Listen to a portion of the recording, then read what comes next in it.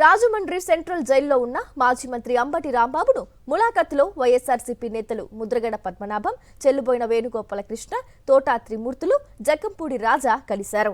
మాజీ మంత్రుల ఇల్లు తగలబెట్టే సంప్రదాయం రాష్ట్రం ప్రవేశపెట్టినందుకు చాలా బాధగా ఉందని, బూతులు తిట్టే విధానం రాజకీయాల్లో ఎప్పుడూ చూడలేదని అన్నారు. ప్రజాస్వామ్యంలో ఆటవిక పాలనను చంద్రబాబు నడిపిస్తున్నారని విమర్శించారు. కూటమి పాలనలో బాధితులే ముద్దాయిలవుతున్నారని, బాధితులను నిందితులుగా మారుస్తున్నారని మండిపడ్డారు.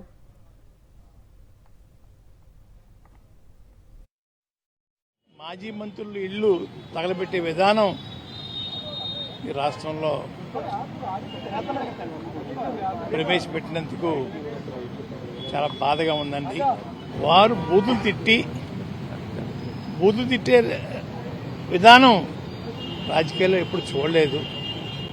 పండ బూతులు తిట్టడం, తిట్టించడం మూలంగా ఎదుటి వ్యక్తిని రెచ్చగొట్టడం బాధాకరం అండి. పోయి వాళ్ళ ప్రజాస్వామ్యం వచ్చి ప్రజలు ప్రశాంతంగా జీవించేటువంటి ఒక చట్టాలను తయారు చేసుకున్నటువంటి రాజ్యాంగబద్ధంగా పాలించాల్సినటువంటి పాలకుడు ఓటు ద్వారా అధికారం లభిస్తే మరలా ఆటవిక పాలననే చూపించారంటానికి ఇవాళ అంబటి రాంబాబు గారి యొక్క అరెస్ట్ ఒక ఉదాహరణ. ఇప్పుడే పెద్దలు గురువారి పద్మనాభం గారు చెప్పారు, ఈ రాష్ట్రంలో ఒక కొత్త పోకడిని తీసుకొచ్చారు. ఎవరైతే బాధితులు ఉన్నారో బాధితులు ముద్దాయిలు అవుతున్నారు. బాధించిన వాళ్ళు, ఎవరైతే బాధలకు గురి చేసే వాళ్ళు ఉన్నారో వాళ్ళు గొప్పలు చెప్పుకుంటున్నారు. బాధితులు ముద్దాయిలు కావటం ఏంటండి? ప్రజాస్వామ్యంలో ఎక్కడైనా ఉందా ఇది?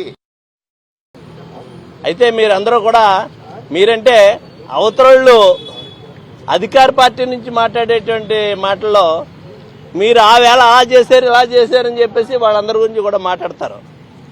ఓకే, ఆ పరిణామాలే ఈవేళ ఇక్కడున్నాం మేము, మీరు అక్కడున్నారు. మీరు అదే కోరుకుంటున్నారు అనేటువంటిది అర్థమవుతుంది. తప్పకుండా ఇది మళ్ళీ అటు నుంచి ఇటు తిరగబడుతుంది. మీరు ఏదైతే కోరుకుంటున్నారో అది తప్పకుండా జరిగి తీరుతుంది మీకు.